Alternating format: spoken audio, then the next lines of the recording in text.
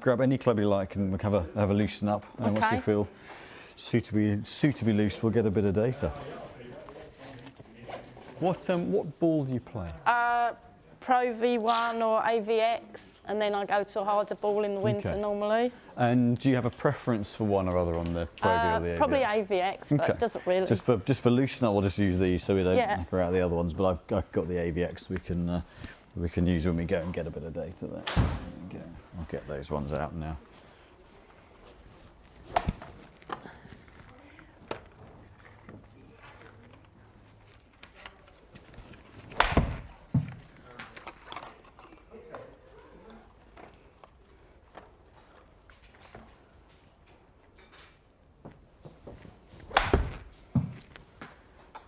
So was golf ever anywhere near your radar before you got married? No, we were all tennis players, so no one in my family played golf, but it was, yeah, I kind of was obliged to start, and then I got hooked. Yeah. So I was a hockey player as well before golf, and I gave hockey and tennis up to concentrate on golf. Got a bit addicted, if I'm honest. I certainly tennis and certainly grass court tennis, kind of the older techniques, whereas now it's much more western grip and more topspin, but actually back then, that sort of action of leaning into it there that's a golf swing. Yeah. So actually it used to correlate much closer, or certainly grass court tennis correlates much closer to a golf swing than say clay court. So Tim Henman, very, very good golfer, but he was more of a push back. He wasn't a heavy spinner of the ball. So the racket face was much more stable. And that ties in, I mean, he's a plus-digit golfer, very, very good golfer. So he didn't have to undo a load of the tennis habits. Whereas I've seen Nadal's action, and he plays right-handed, it's. What, he plays golf right-handed? Yeah. And he plays left-handed tennis, doesn't he? I think he plays golf right-handed. I'm pretty sure he plays golf right-handed. Yeah. It's definitely more of a less orthodox action.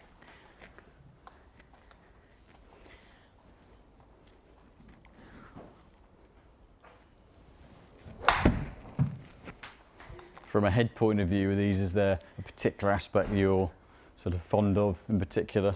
What, for the look-wise? Or just generally from a playing point of view, or the visuals, or just something you've got comfortable with over time? Yeah, I mean, I hate Callaway look. I just hate that blocky look. Thicker top line, yeah. I don't think I could play if I had to use those. No, that's. But it just doesn't, for me. Yeah. It's an important part. You've got to look forward to using what's on the bottom, because the last thing you want to be doing is stood over the shot going, that's not very nice. So mentally it is an important part. And generally, from a shot shape point of view, when the swing's going well, would you play a pretty neutral shot shape? Would it be basically? Yeah, I used to play straight? A little bit of fade actually. Yeah. More than a draw. Yeah. But normally I hit quite a straight ball. Yeah. Okay. And generally take much of a divot, or tend to? Yes, I do take. Yeah. And if its timing's wrong, then the ball doesn't go anywhere because I've taken, too much divot before ball type thing. Yeah.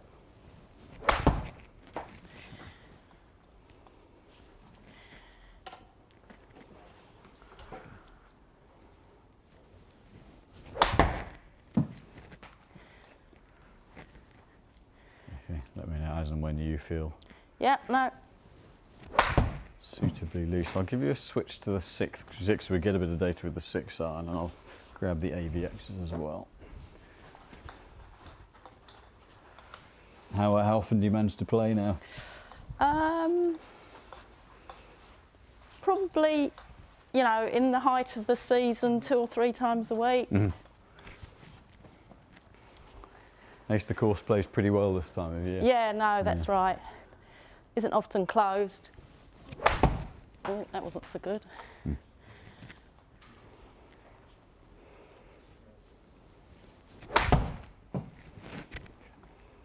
And would, as a tendency, shot pattern, would left tend to be more likely missed than right? Would left? or not noticeably one way or other? I'm not sure. It is noticeable. Or would it more just be the quality of strike rather than Yeah. necessarily dispersion? Okay, yeah. Ooh, I mean, when my irons are on form, they're pretty accurate. Yeah. And it's not the direction, it's more the distance. Okay, yeah.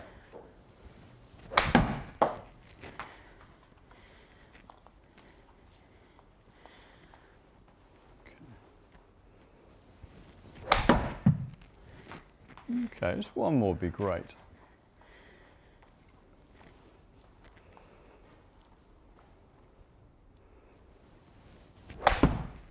Okay, yeah. So certainly the dead weight of the shaft is the primary issue. So from a kind of delivery point of view, with the sort of second batch HC path with both the 7-iron you're warming up with and the 6-iron, a little bit out to him, but the face is very stable. So there is the odd one where the ball turns over a little bit on you, but that's more the contact with the ground and then it catapults it. But what is happening is as you start down, the club's just not coming with you. So you move, club drops in behind, and then it's a far side of the club head. So what's happening is you're delivering quite a lot of loft. Right. So where the club, I'll grab that very quickly, as you start from the top, club gets in behind you and your weight is there.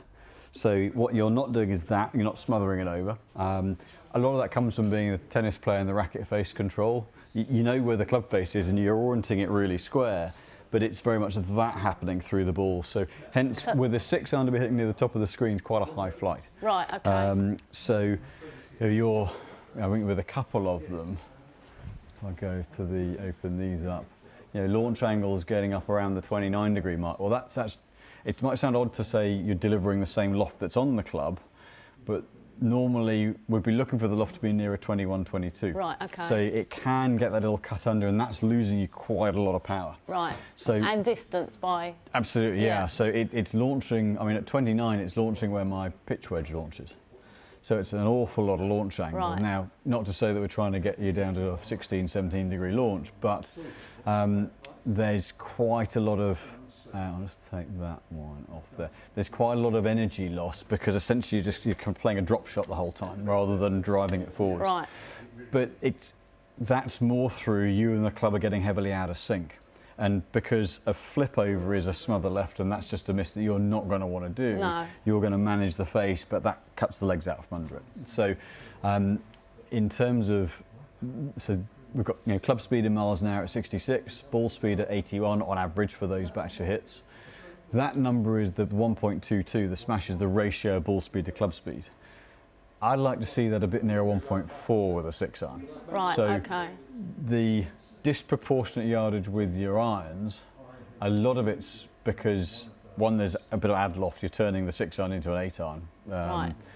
Even proportionate 8-iron, let alone ignoring what other club heads measure for loft, because you're having to chase the club head through. So if we can get the club, as you start down, coming out in front of you, you can then cover it more rather than flap the head underneath. And is that the reason that's happening? Is that because the shaft then, it's too stiff? Or is no, it's not. So flex is the least important part of the club. Right. So the flex is doing absolutely nothing to hinder or help, because what it's not doing is it can't affect the. So from a delivery point of view, it's all dead weight. So if the club gets light, then there's nothing to hit against, and you can ends up being kind of flicky and small muscles. If it's heavy, it's like chaining it to the wall. You move, and the club doesn't come with you. Now, how the shaft loads and bends cannot influence that. It can't. That bit doesn't influence whether you and the club are in sync and they're at impact. So it's totally the weight of the Totally club. the weight. Right, yeah. okay. The flex is a feel thing, really. It has a very minor influence on the pitch of flight, but in terms of the left-right dispersion, technically if you go into the minutiae, it's a very small amount, but realistically there's no influence on that. Okay. So if I can get the weight, well, if I can't get the weight more right than those, then I'm in the wrong job. But by taking weight out, as you turn, the club can come with you, and then you're collecting it rather than having to flip your hands at it. Okay. And the more we can kind of take the hands and the small muscles out of having to put, so what they'll do, they'll put the club on the back of the ball any which way, just to make it happen. If we can make them not important in the whole thing, it's a bit like a tennis shot. If everything's working together, then it's in control, it's in timing, and the ball fizzes off. Yeah. The moment you kind of sling an arm at it just to fetch it, there's nothing on it. So you're essentially using this much muscle mass rather than all of this to make the swing. So you're losing, you might not lose club speed, but it's inefficient club speed because it's a flick of the hands rather than using your lower body and your core to drive everything through.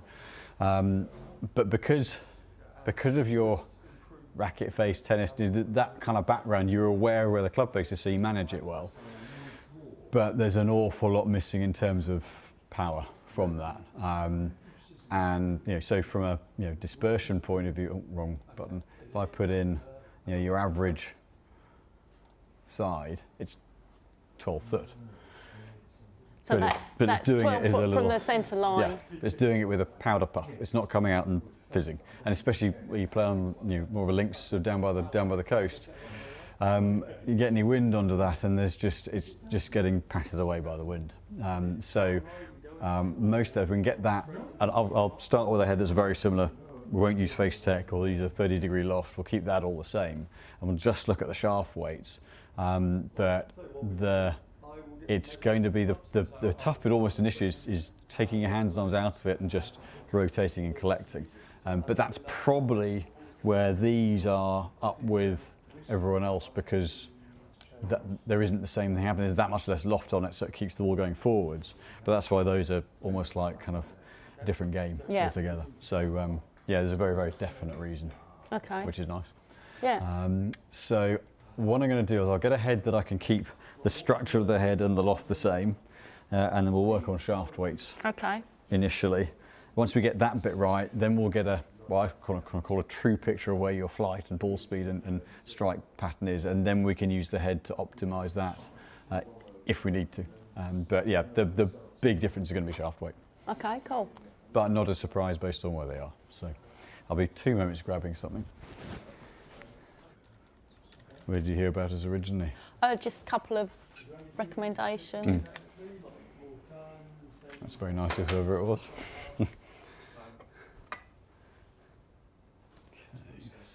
So I'm using this head to start with because because of the weight on the back, I can manage the head weight easily and monitor that side. But very similar to your ping, where it's got a bit of perimeter weighting, got a little bit of mass behind it, but it's not. There's no vertical tech on there, so there's nothing falsely giving ball speed and distance. Right, so I've gone a little bit later. And what I'll do is I'm not going to make small changes. If we're going to make a change, I'll initially make it quite a decent one, but I want to do it in stages. Okay. If I go too light too quickly, then it could feel like a bit of a could be almost a bit of a shock to the timing. So do it gradually. Okay.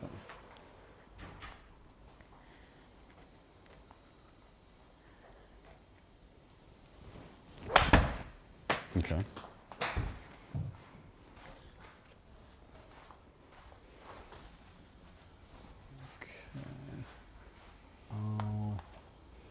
You know what, I'll take that, it's okay, I can take it. I want to make sure I can make the next step in. Right, so it might be we do a couple as we go, just working the weight down. I want to find where we go too light, and then we can bring it back up. So, that one's at 95 grams, so we're already taking 15 out. So I was at 110, was I? If I remember rightly, they're around the 110, 115 mark. Yeah. If they're, because with the age and the label, the numbers off the back of them, but I'm 99% sure that's where they are. Certainly over 100 grams. So I can definitely go noticeably lighter than those. So I'm going to make quite a decent change in weight now. Just a shaft around the other side. So if I just went from 100 plus grams down to about 65, yeah, just it feel like there's would be nothing too there. much. Yeah. I was overswinging a bit on that last one.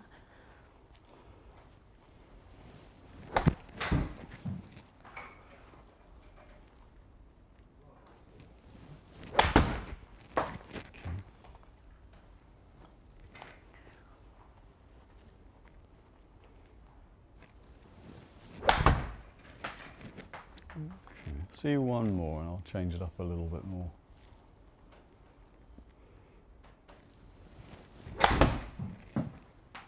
Okay, yeah, change up a little more. Dead weight's getting closer.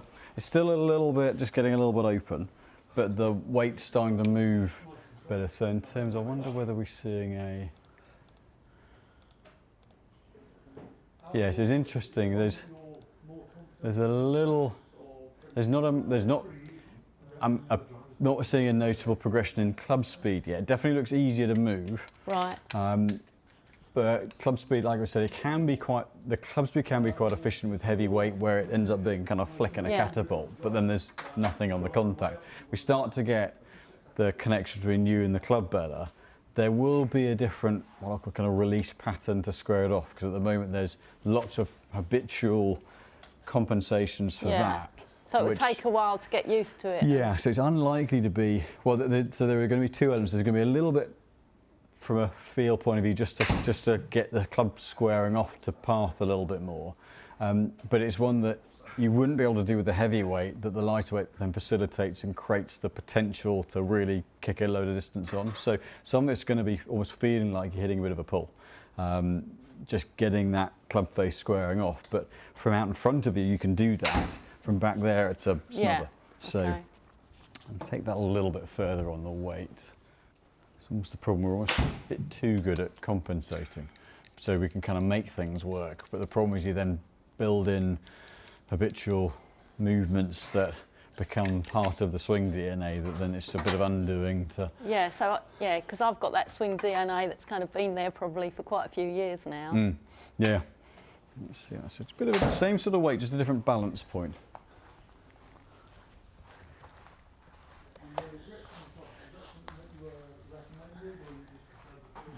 Right, thank you.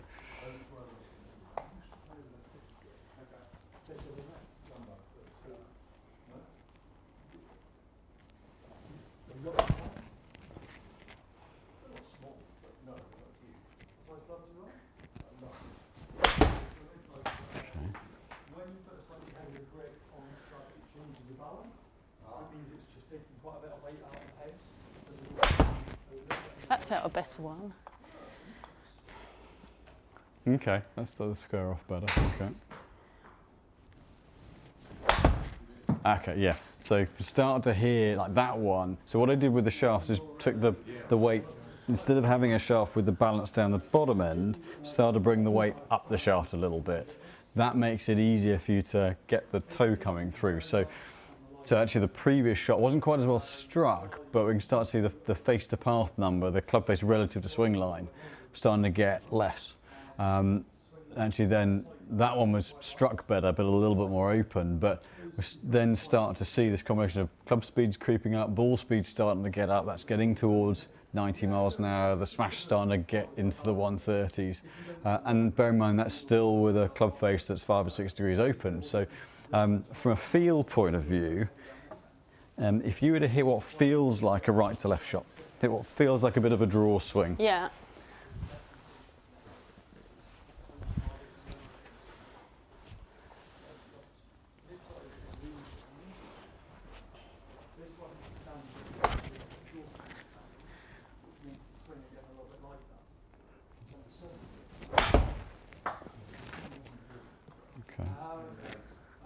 You see, I'd coach if everyone did that. I'd coach if everyone did that. So just do this, all right.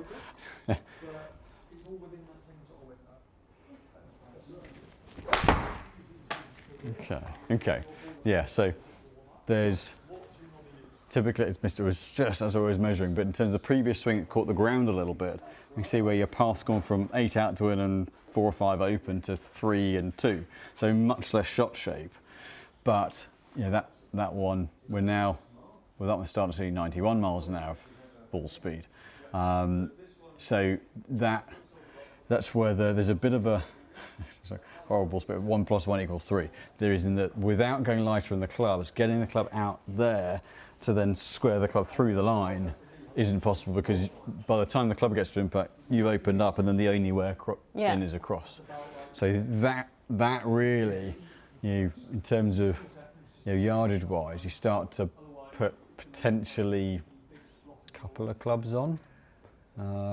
If we're looking at with some of these, so that one, because it went left, chased out a little bit more, but we're looking at being kind of best part of 10 miles an hour up on ball speed. But it starts to put you back in control of the club face rather than a firefight.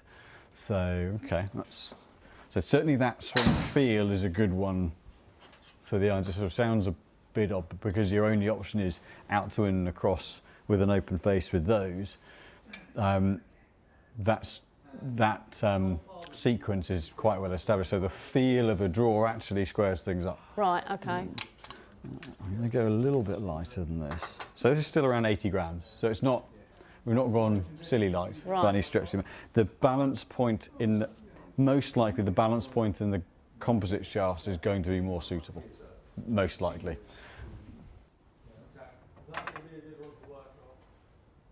Okay, that's a better weight for it. So just taking same shaft style as the last one and balance point just a little bit lighter. And then the weight in the head slightly less, yeah? Very slightly, yes.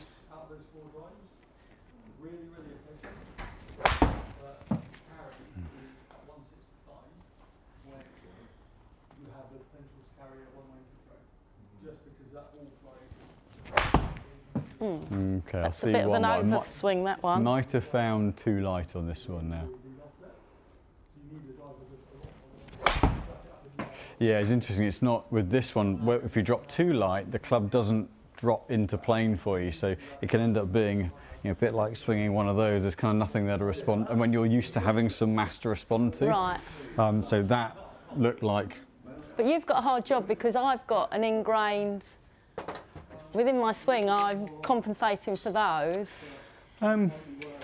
Not massively, a little bit, but that's more sometimes with the pattern, the tendency is to go a little bit that way. But because you have the ability to change the swing like we did earlier, if that can be a focus in here, we should start to see everything bend. Right. It's not the only challenge is whether, I guess, being able to show you what the potential that extra bit, so even on the one was 1.3, there's still potentially another 4 or 5 miles an hour ball speed to go another club further. Right, yeah. What we can show you is that with the lighter weight, you can maneuver the swing much more easily to square off the swing line in the face. But the timing element and how you and the club interact from as you file from the top, the club dropping down and doing that stays the same. It's just probably getting maximum out of these numbers today. We might still be a little back from what is achievable, but then with a little bit of getting used to a different setup, that then starts to creep out over time. But because you're able to move it from 8 degrees to 3 degrees in one swing, that kind of shows me how doable it is. Right, so okay. it's not. It's not a major challenge. Right, okay, that's good. I've had bigger challenges, so yeah, thank you.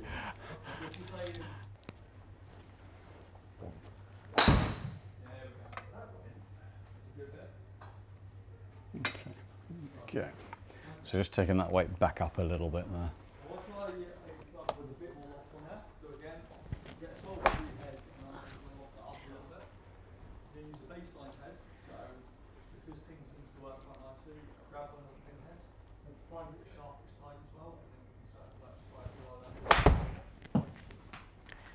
Yeah, and I know it was a little bit behind the ball, but actually the club, you could see going back up in weight that as you fire, the club drops down into plane better, rather than almost waving around a bit at the top.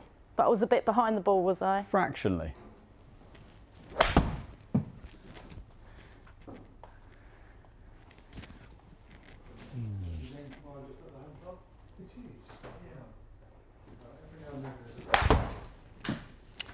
Okay. Do you want me to do those again? I'm going to make it, I'll come back to it. I quite like we're around the 80 gram weight, which I quite like. That with both the 80 gram options has looked quite nice. Just want to go back to the earlier one just to make a comparison.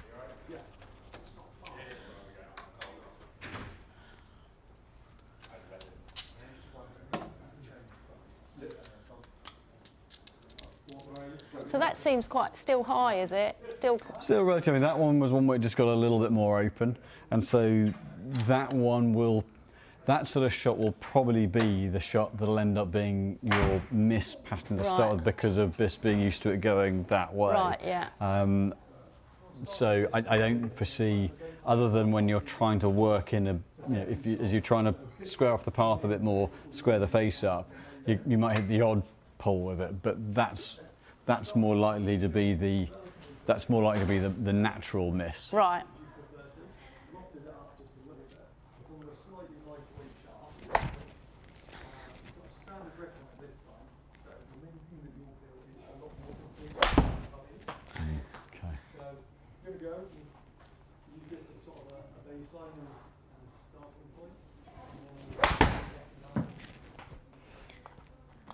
These don't look very consistent.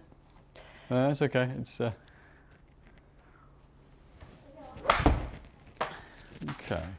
I would say that one moves a little bit more stably. I know there's the one that went a bit right, but then again, that's just through path, club base. Yeah. It's a pattern that'll kind of creep back anyway, whereas actually even the first one was a little bit missed. The ball speed's still pretty solid, and it's funny, sometimes actually watching the track of the club, there's a bit more of a natural flow with it, a little bit more, actually the best way of describing it, it's almost like for my, it's almost a bit of a feel thing watching it, of how the club travels through. Yeah.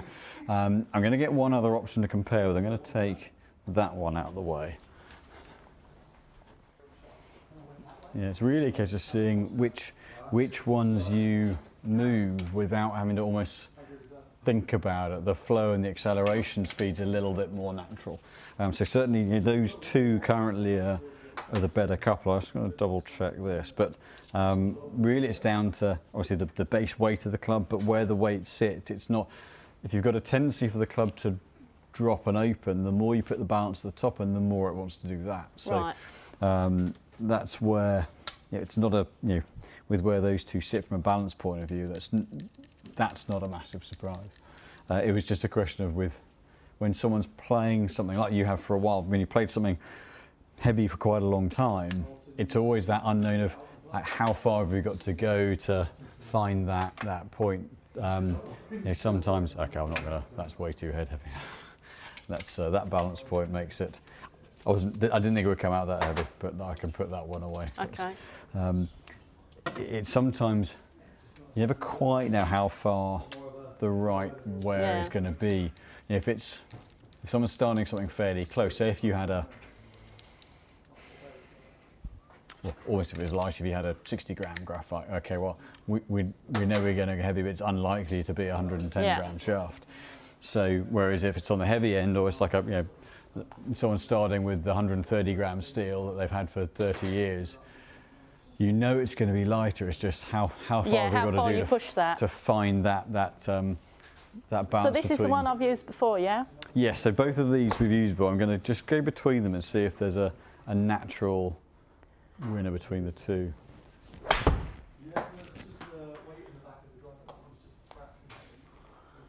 Squared off better. Okay. Good swing.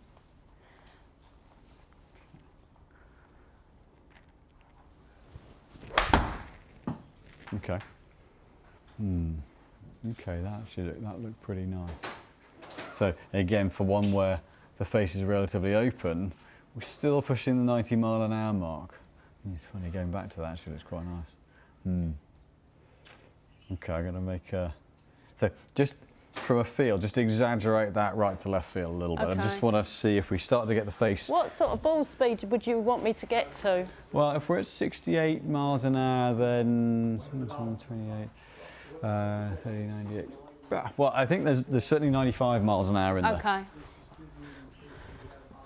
And bear in mind, I haven't done anything with the head yet, so there are things we can do with the head to get a bit more ball speed out of it as well. But I want to see what a square club face does before I kind of push too much. Okay. Nice thing is you can definitely work that one through nicely. So I'm trying to, yeah, okay. Okay, I'll pop the other shaft in. I think the neutral to slight fade is that because of where your pattern is, that you get to here and then the club travels there, it's going to be one that goes out and just drops a little bit right. But that's fine if I know that. It's very reliable. Yeah. Very reliable. And Monty didn't do too badly hitting a 5-yard fade his whole career. So yeah, and that's what a lot of swings now, you know, on tour, they're looking to keep the face square, play a slight left to right, because that means the club face isn't rolling. The only thing we've got to do is, from a feel point of view, is feel like it's rolling, because it's worked out to win an Open quite so much in the past. So it'd be interesting going back to this with the same feel of how that one moves. But we are certainly starting to see a bit of a progression in ball speed coming. I think part of it's though being in the studio, if I'm honest. You kind of, you start to grow into it. Do you know what I mean? You're tentative a little bit to start with, and then.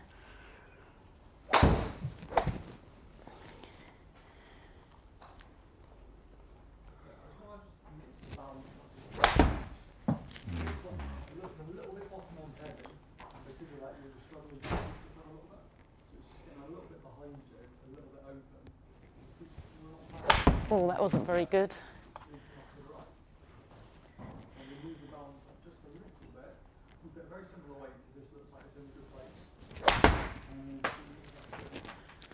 It's a close call. I think you're able to manoeuvre this one just very slightly easier. It's a very, very close call. Yeah, that though. felt a little bit. Yeah, okay. Yeah, it looked just like you didn't have to work.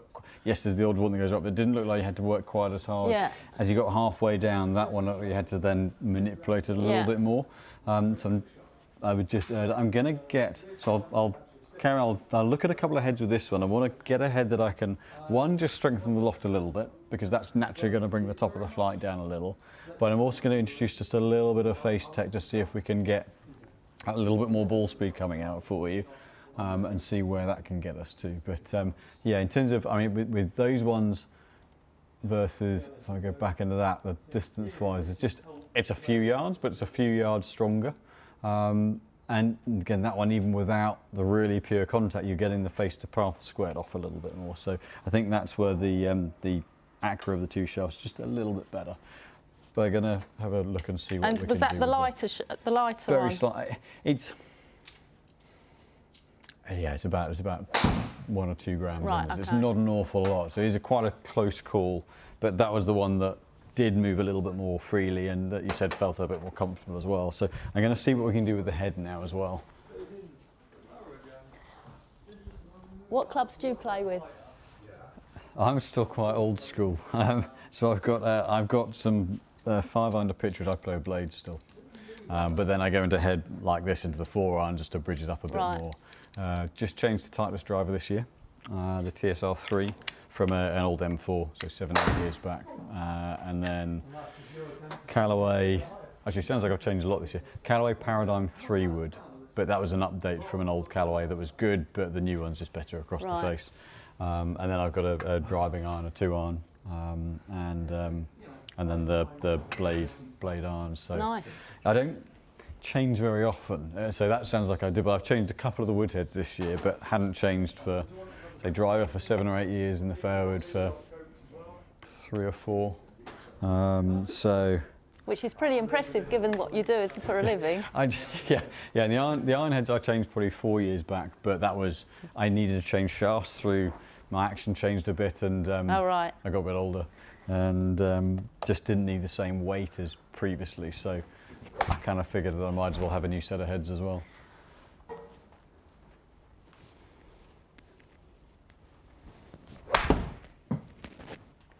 But no, as you alluded to, I'm not generally a tinkerer, particularly. Oh no, that's terrible. Okay, interesting.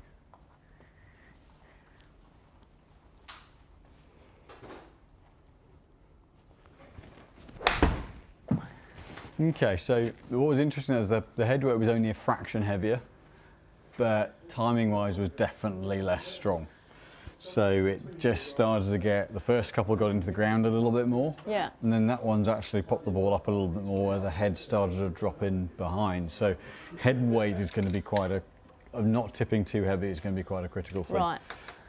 So I'll get one I can go a little lighter with. This is as thick on top line as I'd go for you. Thank you. Otherwise I'll be getting my nail file out.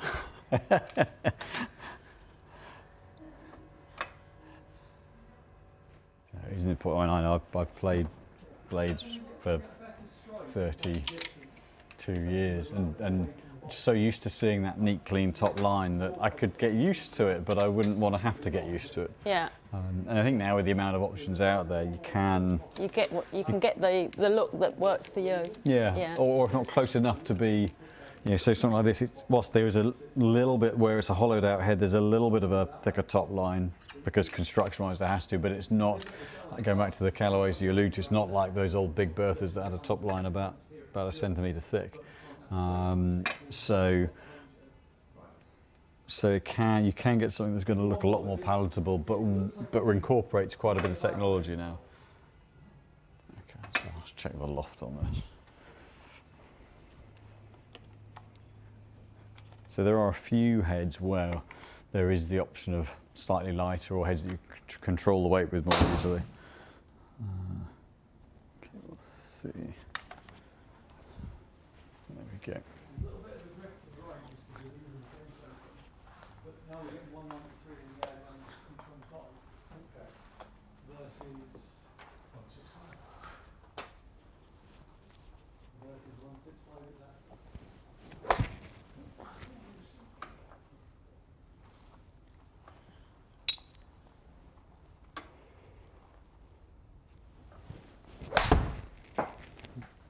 Yeah, so get the head weight down and it comes through better. You're attempting to keep it a little bit more to the left. And you've done so very well. Okay. Now, 190 on the fly going through a little bit of a weaker strike because it was a little bit high off the head. But Okay, so even the first couple, so I've got a little bit of mat and ball and took a bit of spin off. Yeah. But the first couple, even though they were still got a little bit of fade to them, were getting us that smash of 135. So that again, starting to move the right way. The launch angle's just staying controlled a little bit more. Now some of that is a bit loft. We haven't managed to take the loft down just a little bit, but you know, both of those first two have definitely got more efficiency off the face. And then that one just caught the ground, so it was a shame. Actually, it was a nice swing line, and so that just knuckled the spin a little bit. But immediately going away from, erring away from heavier head, straight away provided cleaner strike. Right. Okay. So I'm going to get two other heads that I can control that head weight with. Not so much that one. Okay.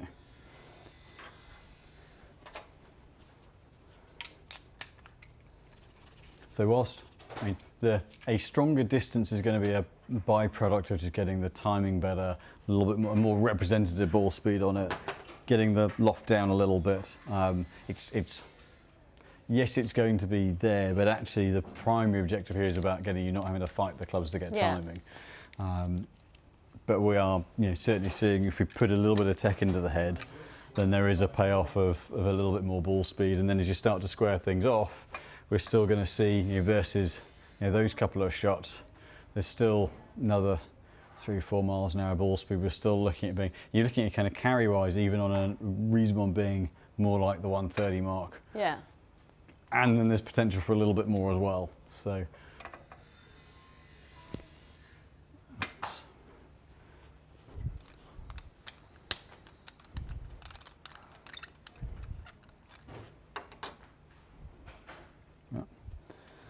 Put a little bit more weight on that head. So there are a couple of brands that use a weight on the head that help control balance. Others do, so Mizuno do a lighter head. Normally if you're going longer than standard, but helps when you know, trying to keep the swing weight down, the balance down. And so Ping use a screw on the back of the head. TaylorMade use a little plug in the bottom of the hosel. Okay. But it's something that not many, Ping and Mizuno have always been very good at it. TaylorMade have done it, but built it into the main frame of the head, whereas Mizuno make a lighter head. Rather than using a weight to do it, they make the frame weight lighter. Right.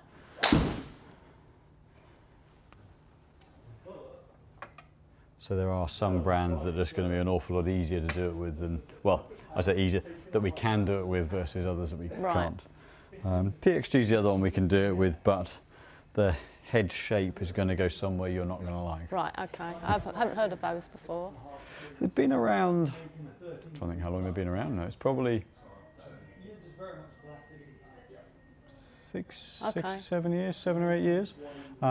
They took a lot of the Ping designers. So, so they're a relatively new kid on the block then? Yeah, they had a lot of success quite quickly, and they're a US-based company, but a lot of the products look quite Ping-like. So for example, the white line at the bottom of the face was always a Ping signature, and they do that. But they now have the weight engineered into them, so it makes it a little bit more versatile from a setup point of view.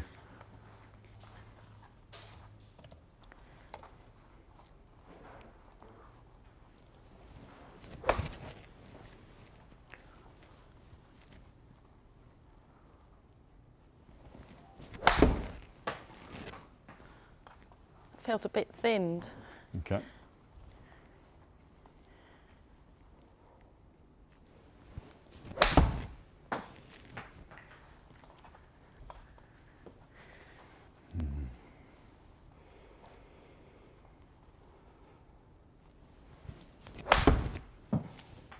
Yeah, not getting as much ball speed. Right. So with that one, just that efficiency is not as high, and some of that's going to be down to construction. So for example, with the TaylorMade head, what they've got is they've all got different amounts of tungsten in the sole, how light the face gets, perimeter weighting. So that's something over the last couple of models we've seen. They've started to separate. Within drive heads, we've seen a lot in terms of, because of the head size and how much weight's being moved proportionate to head weight, that strike points and delivery patterns suit a certain head style or otherwise. On irons, it's starting to happen more and more now because they're making the faces lighter, the frames lighter, and putting weight. They're able to put more weight in various bits of the heads. So some constructions, I'm going to go back to this one, just suit a particular delivery or strike pattern. Some just get into the back of the ball a little bit better. And this one immediately, even though there was still that little bit of left to right on there, we were looking at being 7 or 8% more ball speed, which is not insignificant. No, thank you.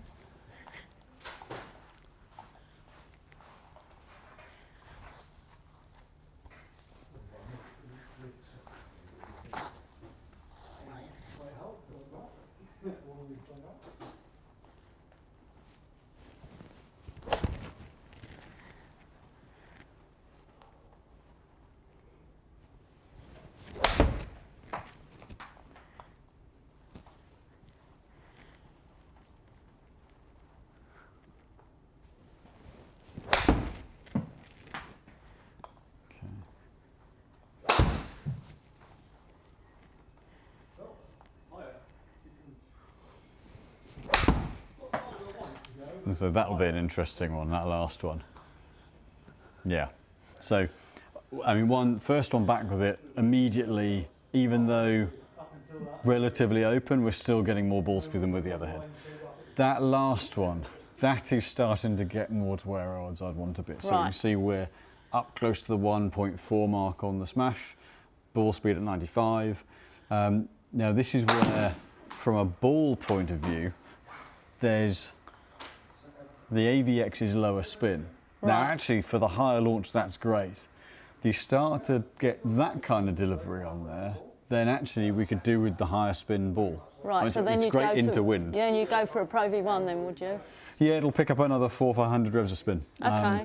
However, with the face open and the more kind of higher fade shot, the AVX stops it ballooning. Right. So it's one of those where it's definitely, for some of those where the club face is 7 or 8 degrees open, it stops it flaring up. I mean, I must admit, I don't feel I'm a good enough golfer. Like, have I got Pro V1 or AVX? Whatever's in my bag, to tell you the truth. I mean, it's just the pro that said, oh, I think you should play with AVX. So if I've got them, I'll play with them. But like, I didn't have any out in Barbados, so I played with Pro V1s the whole time. Yeah, and they're both, it's not like it's going from a Pro V1 to a distance ball. So they both have the urethane cover. They still get, with wedges, a decent bit of spin.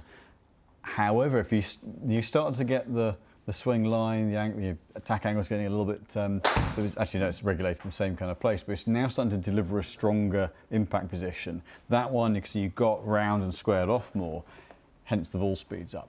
So we're now at 95 miles an hour ball speed rather than 85, but because it's squared off and a stronger delivery, and some of it is it's a bit of a stronger loft. So much like in the driver, anyone who delivers a lot of loft, you can use a lower loft to keep the launch down. Same thing with the irons. We have gone a couple of degrees stronger on loft. But where you start to launch it there, then what happens is it's not silly low. You're still at, we look at land angles and descent, so some of the numbers that aren't necessarily worth worrying about, but other than for me. It's not silly low, but I wouldn't want any, into wind, that's a great ball flight. Downwind, it's going to want to scoot a little bit more. However, you start to get it there regularly, then you go to the Pro V1 that spins a little bit more, puts 500 revs of spin on, all of a sudden you're getting that little bit more control back. So if that starts to become the norm, then the higher spin ball will just give you better control into the green. Right. At the moment, with the higher flight, the AVX stops it ballooning. So they both definitely have a relevance. They're both good balls. The AVX will feel quite a lot softer. The Pro V is definitely a harder ball. But start to get those sort of numbers out of it, then actually the extra distance in theory that the AVX gives you then starts to mean more when it lands. But because we've got so much more out the carry, then the extra control then becomes the better thing. Yeah. So it's kind of, it's always a bit of a swing as to which one's more important.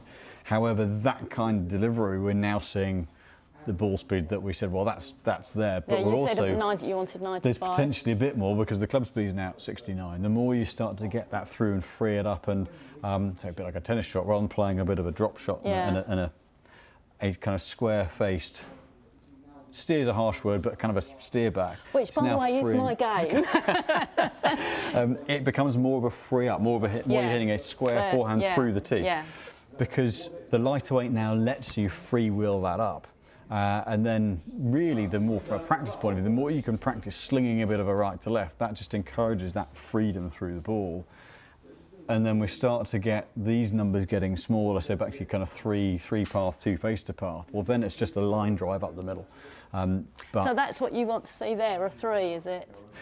So on the path number, so the path that number is how many degrees relative to the target line the club's travelling through. So that one was 8.8 degrees out to in through the ball. Right. Now actually 4 degree club face, open club face to path, so literally 4 degrees closed to target but 4 open to path, has put you 15 foot left of target, which is pretty good. But the square of the path is the less you've got to do with the face to get it back to target. Yeah. And from a swing point, no, it doesn't like being swung at all. I'm not going to risk that one. If I can borrow that just to give a visual on it, it's really, rather than having to, with a path that's out to in, if you square it, it's just going over there, which you're not going to do because it's going to miss miles left. So what one does is, if it gets to there, then that happens to create something that is stable but puts the ball, I've probably overdone it, but puts the ball back online. Yeah. But 11 out to in, 12 open, actually face the target, like with your swings, is very, very square. But the more the path goes offline, the more it shapes. Yeah. So the more you can bring it back onto line, then without putting in any more effort, you start just to free it up through the ball, and it takes all the compensations out. So maybe I should play with these. That felt great. Thinking about it, but it takes out the need to put the club on the back of the ball and to put the club squarely on the back of the ball, and then lets you just let the swing go. But the smaller the path number, because you've got that natural connection from the racket sport side of things, it's not like it's a, you know, arms and hands and body at all out of sync. It's a little bit of patterns to get out of that open and pull across, but the more you can get that feel of a hook, which will square everything up, then it just becomes an unload down the line, and then it straightens it up, doesn't it? But then also you're going to pick up club speed, because there's not that kind of that hold on element to it without actually having to hit it harder. It's just effectively allows you to take the control fuse off a little bit and just 2 turns and a 2 turns and a swish. But you know, you're kind of natural. That could quite feasibly go up to, you know, 70, 71, 72 without actually trying any harder, but just by aligning those a bit more and not having to manage the face. Yeah. Which then puts you close to, you know, puts you pushing 100 mile an hour on the ball speed, which is then another 7 or 8 yards at least carry. You're then looking at 140 carry. But it also means that if you square a club to 8 degrees, it's missing a green left. If you square it at 3 degrees, it's hitting the left side of the green. So, but like I said earlier, it's a bit of a chicken egg thing. If you don't go, I mean, that should now feel pretty heavy. What, when I swing it? Even just pick up. So you're not having to kind of put give all it that a heave effort in, which allows you to stay as a frame, to stay more stable and turn the club around you rather than having to work the club away.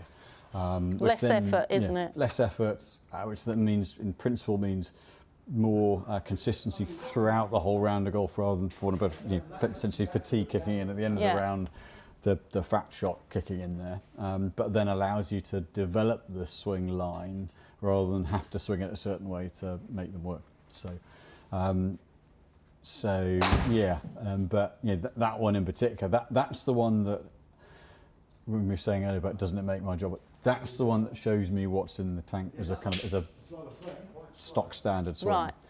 Because with a little bit of practice and not just undoing old habits, that becomes your kind of, I guess, sort of what's my base, and I can build up from that. And then the good ones have a little bit more speed to it, a little bit more release to it, square it off a bit more, and then put another half a club on or so. But that then becomes doable shot to shot to shot, rather than one that goes where you happen just to get the hands over and you, where's that come from? And then the next one powder puffing up and going. No, because it's relying on that fetch and collect. So what I'm going to watch a couple more swings. I'm going to do another test on the lie angle on these. So certainly it is achievable. I'm going to say pretty much achievable, just because I'd need to know what the head weights are. We only know that by taking one apart. On yours, you can make them a lot easier by putting lighter shafts in.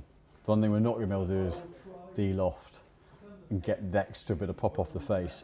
And I couldn't guarantee the head weights make that length and balance achievable, because where their base length is a little bit shorter. These are actually kind of current standard length, 1/4 inch. Right. It might be like when we put the Titleist head on, it was just that little bit heavy, and straight away got into the turf. Yeah, so the balancing and everything could be, Yeah.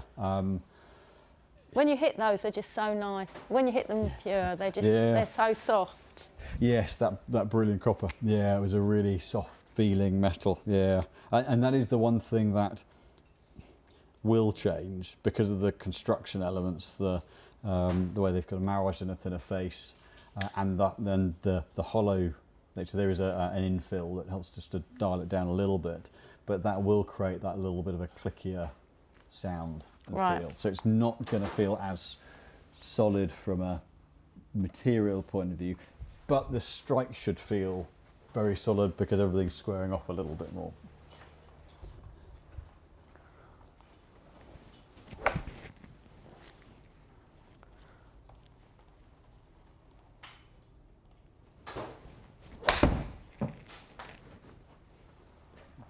Have a little look at the face there. Okay, yeah. So I'll do one more to double check, but that one's got. So we use the white line just to see how the club's coming into the toe up. So that one, principle, is a little bit toe up, I'm going to do one more to double check. I'll just show just so they can see what we. Okay, yeah. I'll do one more just to make sure that it wasn't an anomaly. But that's something we would just adjust the angle of the hosel to adjust rather than you needing to adjust anything. I'm just going to pop another line on this.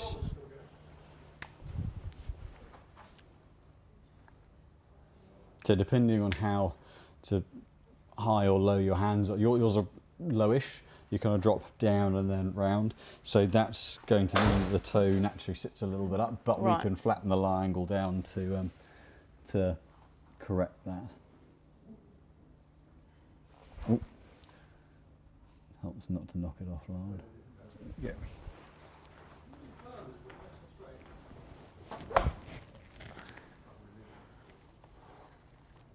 It's a little bit high off the head, so just again, hit a little bit Good. Yeah, so here's a little bit toe up. So you need to take that line, although I don't want to take it all the way down because there's a tendency for the face to work that way.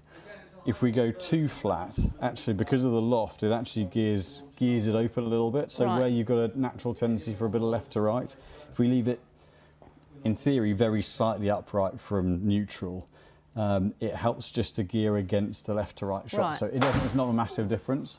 But if we go too far, then there's nothing stopping it going. Just and then so you just it can help just to compensate a little bit for the left to right tendency, but it's not going to turn a 10-yard fade into a straight shot. But it helps to mitigate some of that shot shape a little bit. So this is where we ping the dot system that they use, which I think. Yeah, on blue dot. Yeah, so the meaning of blue dot recently is to change it up a little bit, but it's where this would be more towards a black, or probably not as much as a red dot, but more like a black dot, just a little bit less upright. Okay. Yeah, because blue traditionally was always three-quarters degree upright, so we don't need to be as much as that. Much more towards inverted commas, standard. Which was black dot, was it? Yeah. I think standard now is slightly, I mean, between the different, even within different models within the same brand, standard lie can vary depending on what they're trying to achieve with them. So.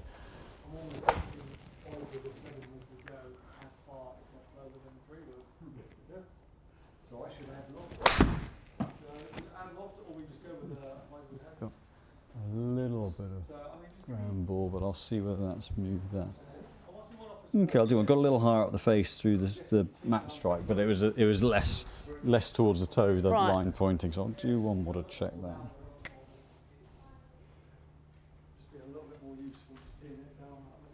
Okay.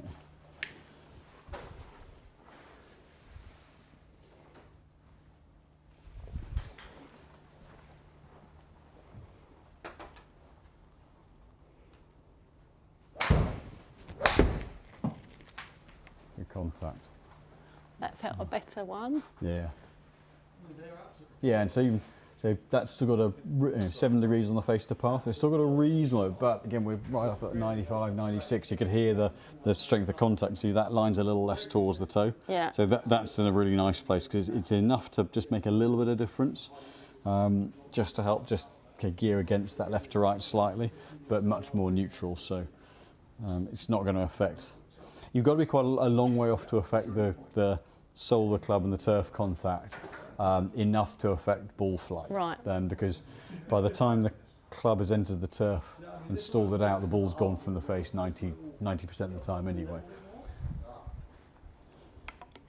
So when you change that, is that the same for every? It's the same measurement for each club, is it? The lie will progress. So from an angle point of view, so on this one we're at 61 degrees on the 6-iron, so it'd be, generally speaking, is a half a degree per, as the clubs get shorter, the lie goes upright to compensate for the length getting shorter and the natural shaft angle going up a little bit. But say 61 is instead of, for a bit of sort of old money, is a very, very standard lie. So it's not delivering you're not delivering a kind of quirky lie angle, but where you're Current ones are at, actually no, current one's 61.5. So it's just they used to be, lie used to be flatter as standard than they are now. Okay. And Ping used to do it based on, it used to vary. What blue dot meant from an actual angle point of view used to change depending on the length. Right. So they had quite a, it made sense if you're only using their components.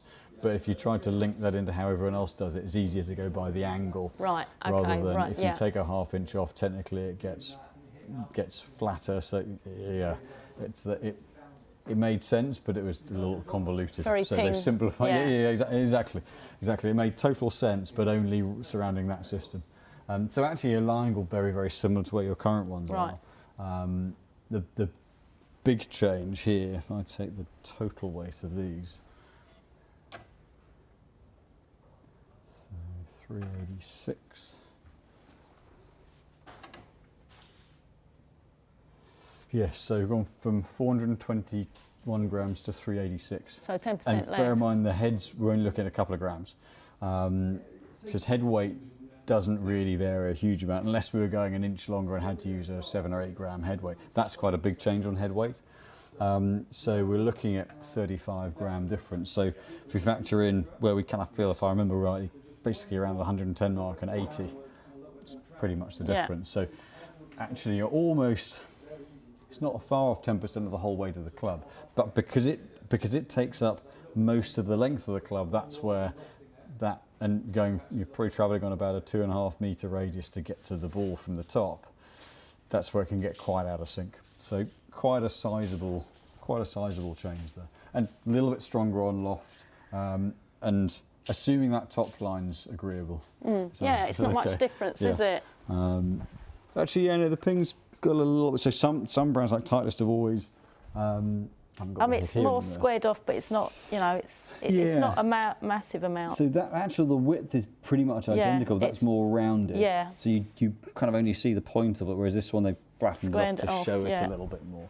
But the actual width of the head is not too different. Yeah. But structurally and the tech in the head is quite different. So that's really where there's quite a. So what do they call that? What's that head called? Is it a perimeter weighting or not? Yeah, it would still be.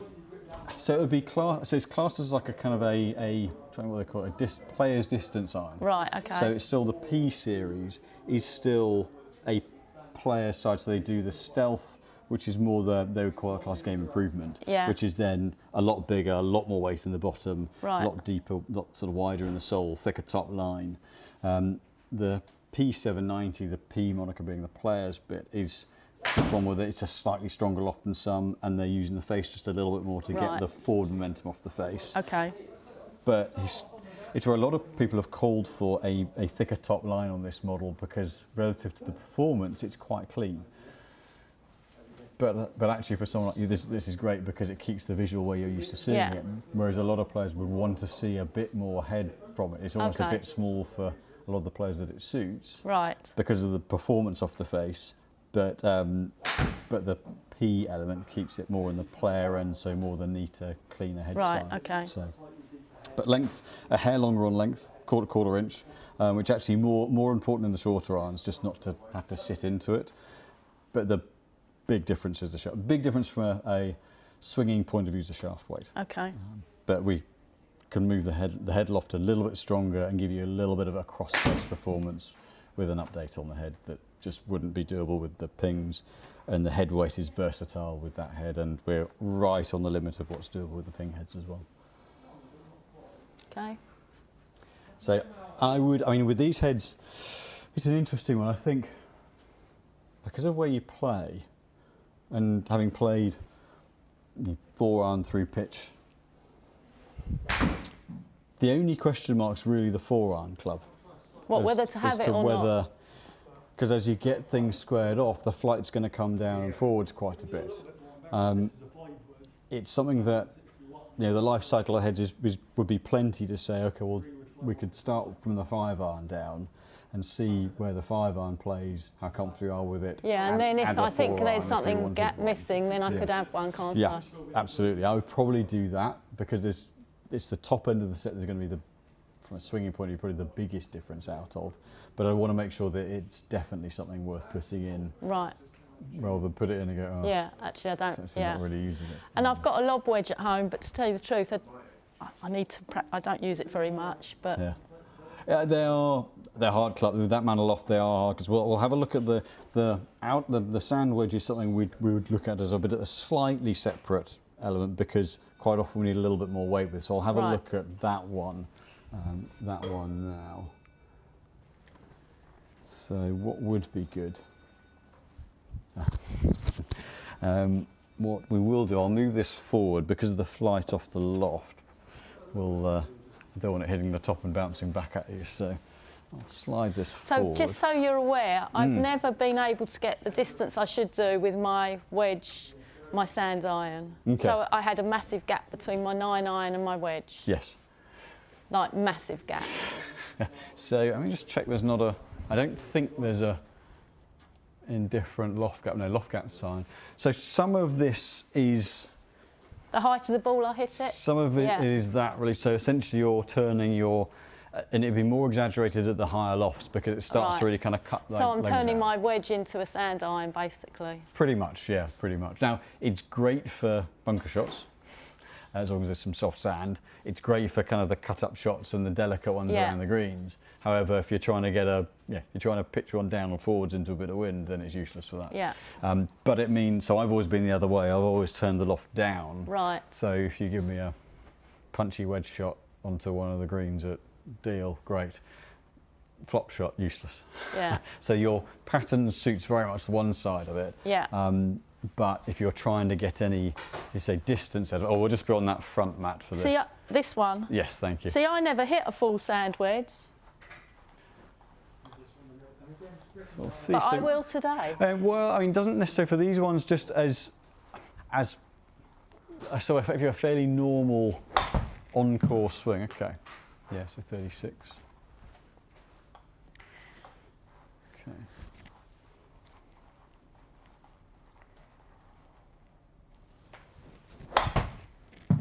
Okay.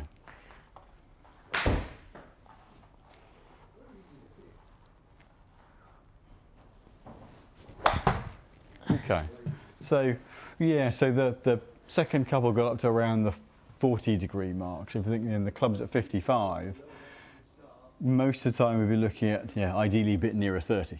Right. So again, exactly the same thing as the club drops that way and works under. I say it's great for the little cut-ups. You've got a bunker in the way. Yeah. It's a natural shot, but it does restrict the yardage because it just cuts the legs out from under and pops. So we can see here, club speed on that last one was 62, but the ball speed was 50. So it's coming off with less speed than you're swinging the club at. Right. Now, I say great for the touch shots, but not when you're trying to get the distance. Trying to get a bit more distance, So we'll do the same thing on the shaft. We won't be going as light as this, that's for certain. So you do that with looking at the sand, you don't do it looking at the wedge? Well, pitch wedge is part of the full swing set. Okay. So that would fall in line with that. Whereas these ones, where you start to play more partial shots and knockdown swings, then takes on a slightly different requirement from the setup. So I'll get something that's a little bit heavier but fairly aligned with. Same thing. I'll take a little bit down, make sure it's the right kind of move, then take it a little bit more off. I'm going to get a slightly different head just so it's not quite as heavy.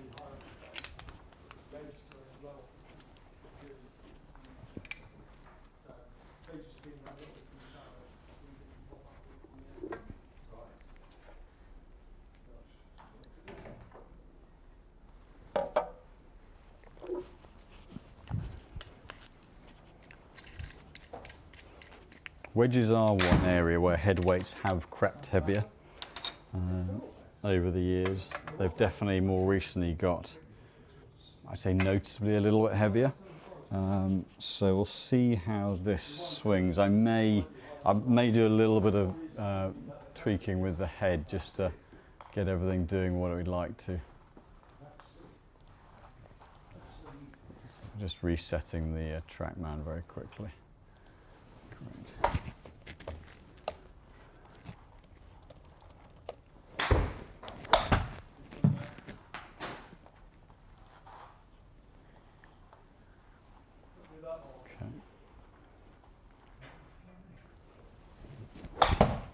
Okay.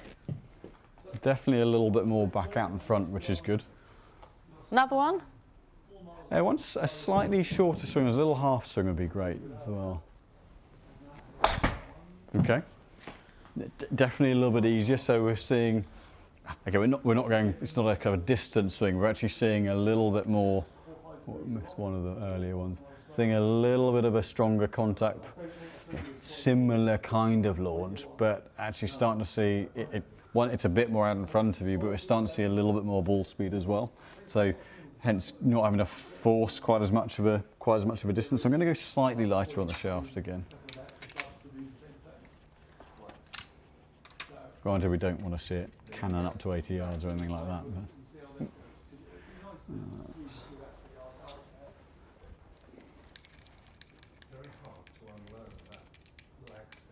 So this is effectively, it's got a slightly different graphic on it, but it's the same series, just a slightly heavier version that they've done for wedges. Right. So maybe 90 grams rather than 80. Okay.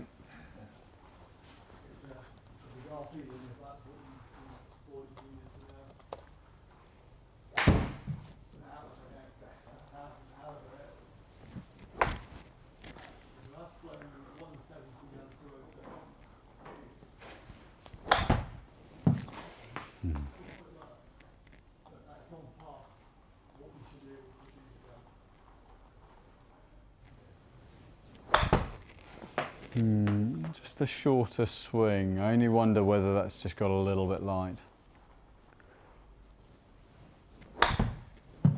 Mind you, nice for that one. Do you want me to do a couple more?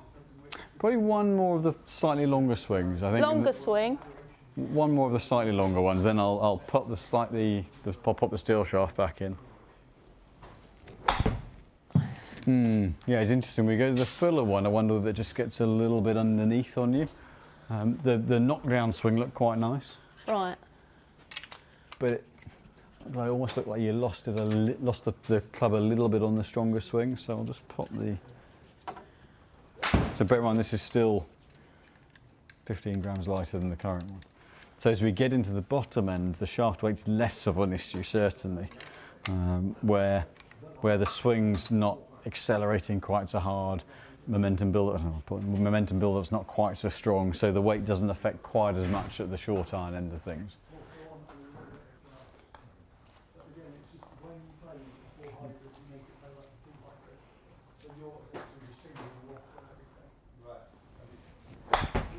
I feel a bit scoopy. Am I scooping it? That one, just the face got a little bit more open. I'm going to swap on, that was a better, I'm going to swap on a head that I can just get a little bit lighter. With these where we glue on the adapter, it adds a little bit of weight. I'm just going to take a couple of grams off. That was definitely where you I think at the balance this is at, you've got to square the face a little bit, but when you did like the last one, then we start to see launch angle coming down, start to see the ball speed aligning with club speed a little bit more. So picked up to nearer the kind of the 55, 57 yard mark rather than popping up and going 45. So I'm going to get a slightly lighter head to see if that a little lighter balance helps just to square that off slightly more. What sort of yardage should I be looking for on that?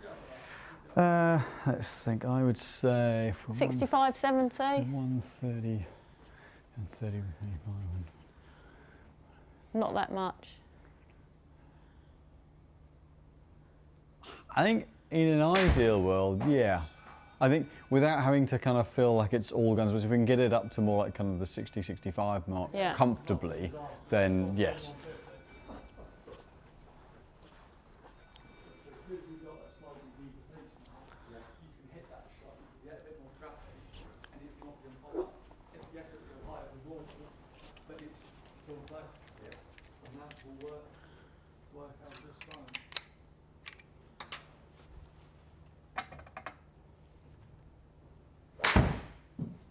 Use this because I can control the weight again, but I'm using this more from a swinging side of things. This will come out a little stronger because it's got a bit less loft on, but again it just lets me get the balance down a little bit to then control the weighting and see where optimal is.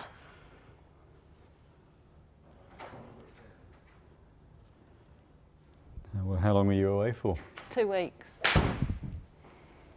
Yeah. Nice Though it's my friends go in the wet season, so I go and stay with them, and they always go in the wet season. It was just, I mean, it's a nice problem to have, but like buggies were on the path, and that's just such a ball's ache when it's like that.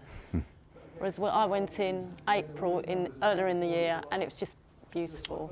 Yeah.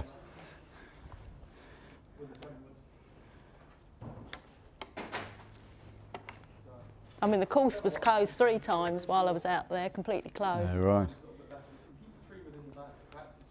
That 18th hole they've got there, do you remember the 18th? It kind of goes downhill to the clubhouse. Up and over. Yeah, awesome hole.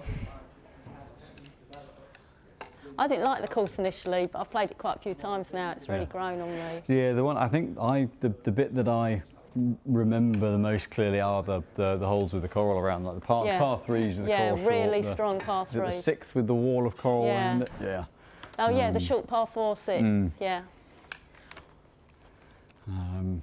Just remember it blowing quite a bit up there. Yeah, it's always, at least you've got that nice breeze.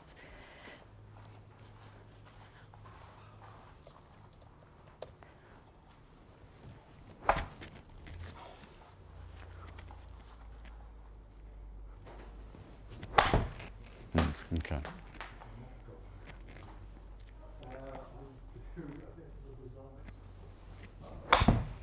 Okay, so that's just overdone it. I'm going to add a little bit more. It's just overdone the bounce slightly.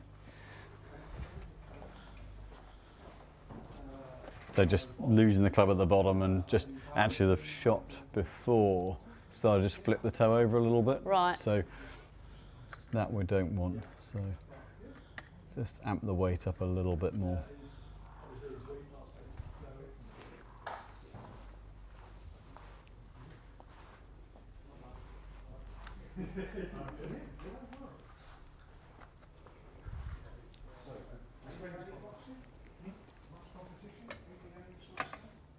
So I haven't actually fought since I've been back in the Okay. Cute.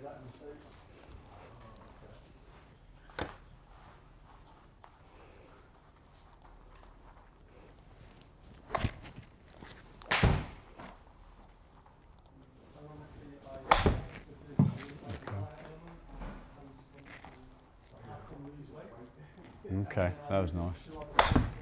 Okay, that's a better weight. So the previous shot straight away squared off more.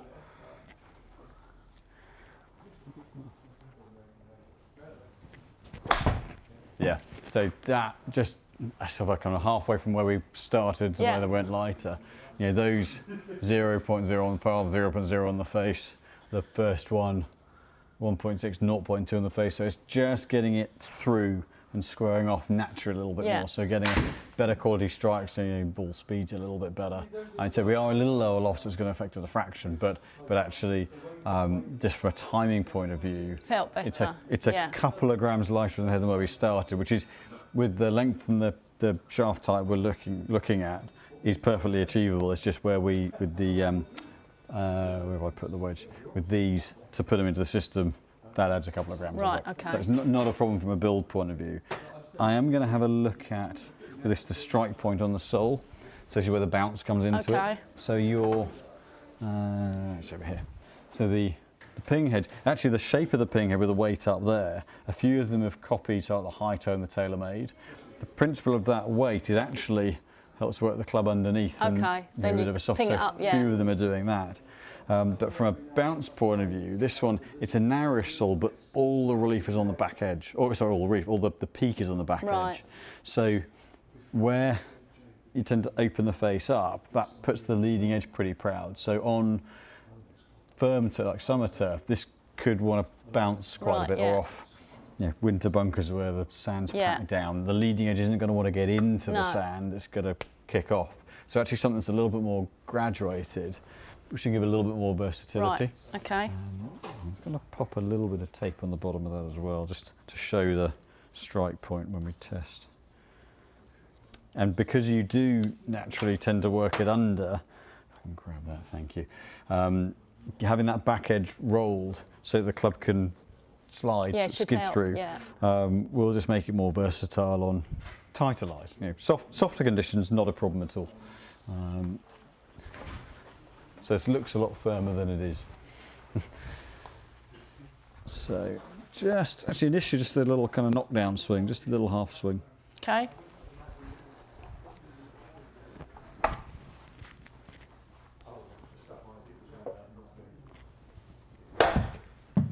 Yeah, what's nice with it from a timing point of view is I can see you and the club finish all in one go. Right. So club head, your body rotation, arms is really nicely synced up, which is for wedges is great.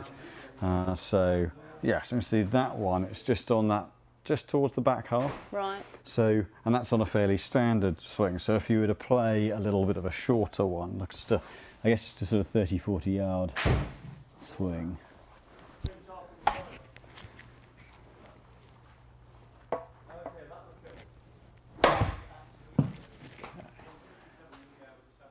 Okay, a little more to the hill, actually same kind of spot, certainly front to back, but still more towards that back edge. So if I compare, this one's already a little bit of a shallower sole than your current one. So if we take those two and see the angle on that versus that angle, and that's already catching the back half, that means it's really catching that top edge there. So by having something that has a little bit more of a roll off into the bit more back forgiving, edge, it's going to mean in various conditions it's going to be a bit more versatile. And where the strike moves a little onto the heel side, again the kind of the low hand side, that's where actually that bit of relief there is a good thing. So I'd still want to incorporate a slightly lower heel side, but have something that's got a little bit more. I mean, this is really where back then, I guess a lot of 90% of 50% of golf stories in the US, which is softer turf conditions. So most of them historically have been designed around those softer conditions. Whereas our turf over here is much tighter and especially where I reach. play. Yeah.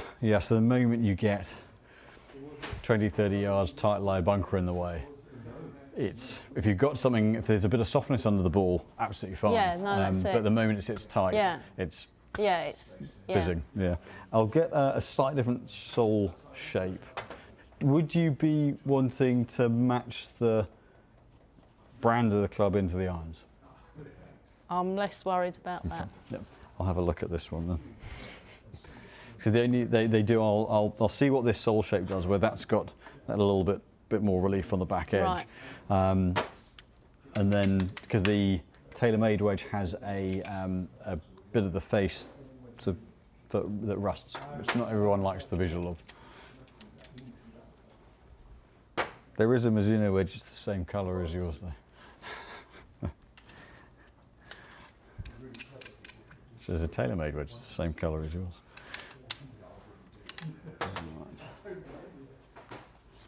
Yeah, they were. I mean, if you could find a set of the original Ping eyes in the copper in a, I think something like a 2 to pitch or even all the way down to 1 iron, there was a time when they were worth an absolute fortune.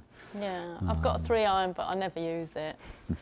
So I go down to, someone told me if I had a 1 iron, that's worth quite a bit. Okay, yeah, it's a complete set, so I'd imagine, yeah.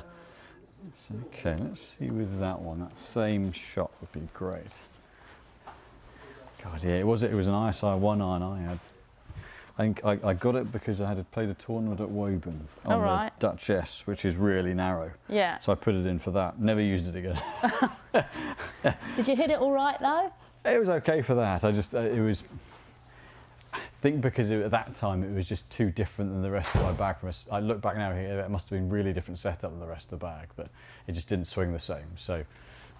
And the rest of my irons were really good, and I was a bit sketchy with it, so it didn't come out again. Of course, it couldn't have been me. No, of course not. Okay, let's see that. Okay, interesting. So that one is actually where this has got a bit of a rib through there. That's a narrow mark, but on that point. So actually, what that backs, so I take that off just to, so where they've got almost a ridge there. So it's soft-ish, but actually what that's done is it's got the strike point on that ridge. So really what we want is a smoother blended sole, because again the more of the sole we can use, it'll skid, whereas that ridge, even that'll kick it a little bit. So, I like the other one's better, is it? I'm going to get a head that should have a better sole shape.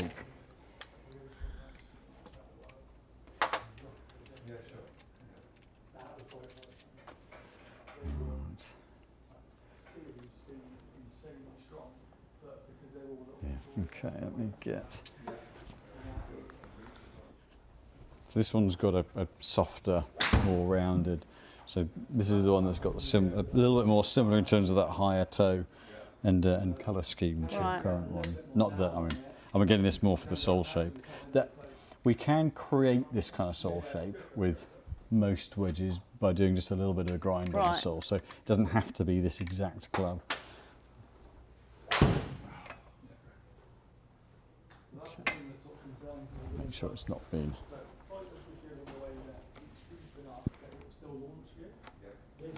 And because of your natural delivery, your strength really is going to be in those sort of shorter shots. So it's not something you don't necessarily have to.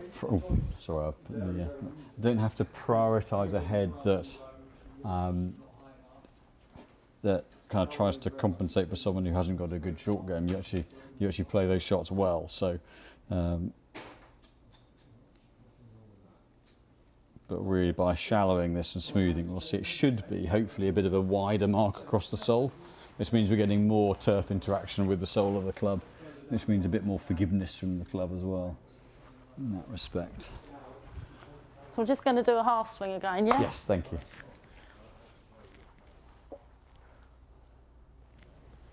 Okay. Yeah, so it's not on that point.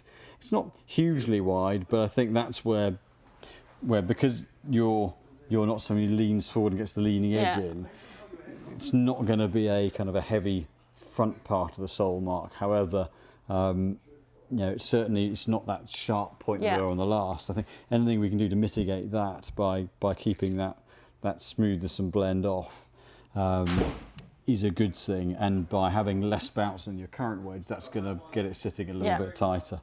So certainly that rounded sole shape is going to be a huge amount more versatile. I think in terms of the head itself, the sole shape is going to far outweigh the importance of the head itself. So which might sound a little bit trivialising the wedge heads, but actually, because your technique's like square and works underneath, it's very, very good for the partial swing. So it's not that one head style is going to make a massive difference. No. It's more getting the sole shape right, which gives you the versatility of shot type. So I'll get the other TaylorMade head shape just so that there's a head finish, so that there's a contrast there. They do have kind of a more orthodox, one a bit of phrase, wedge shape, but it does have that rusted patch in the middle. The ones I would err away from because of the head weight on the 56 are the Vokeys, because they are quite heavy. So in the last couple of models, the 54 and 56 degree wedges have ramped up in weight quite a bit. And then we're firefighting that. So that I would steer away from.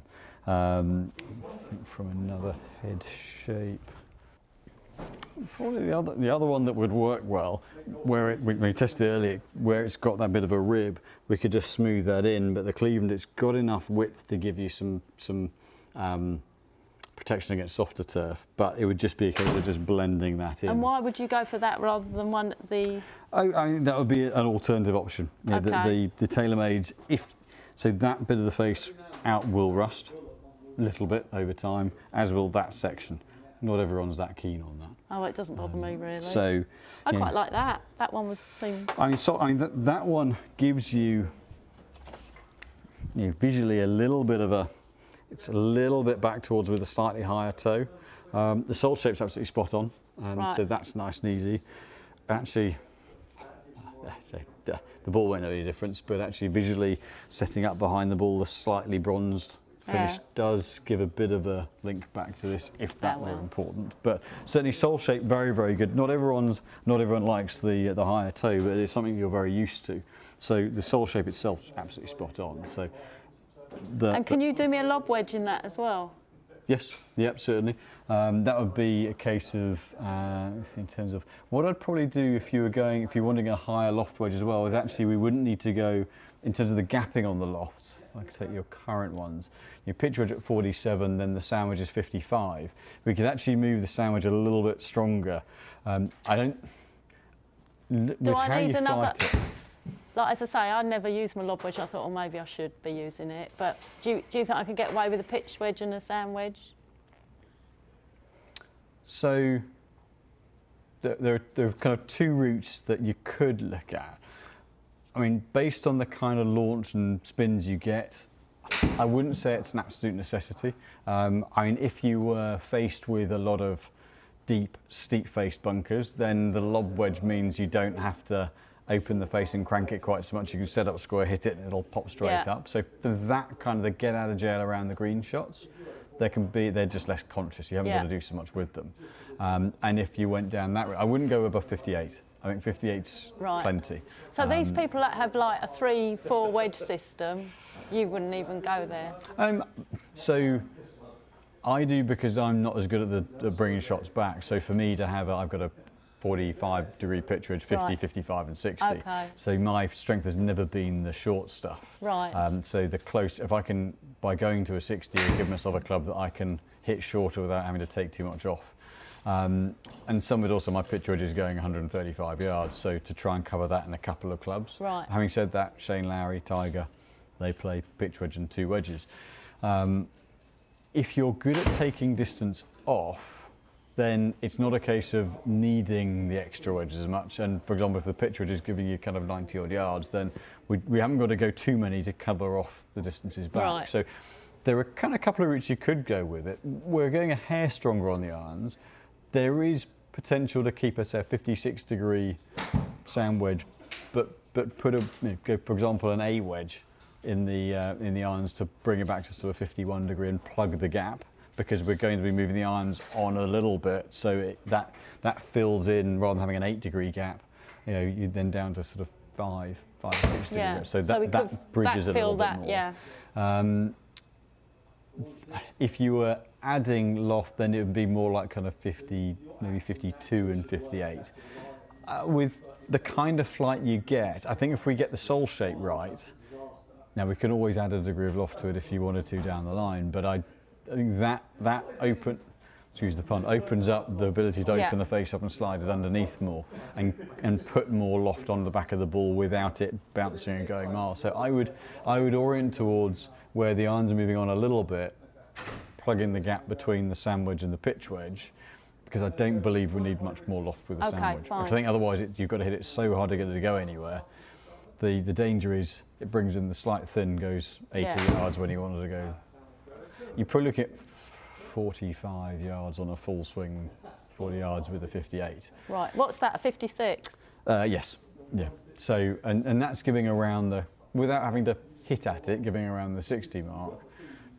But with where the iron lofts are going, you could put in either a say 50-51 degree of this, if you wanted to prioritise the shorter shots or kind of the feel shots, kind of knockdown swings, or you can go with the same head as this in an A wedge if it's more of a point shoot full swing kind of setup. Right. So there are still two slightly different uses for them.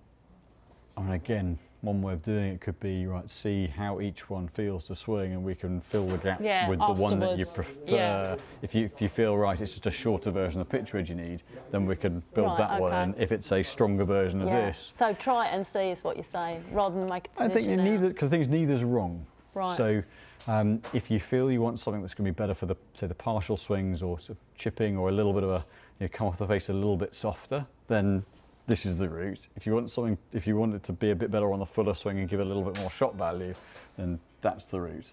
But it might be worth seeing where the pitch wedge gets you to, and then saying, okay, because the gap relative to where this is, if we keep the loft at 56, then we'll grow a little bit. Yeah.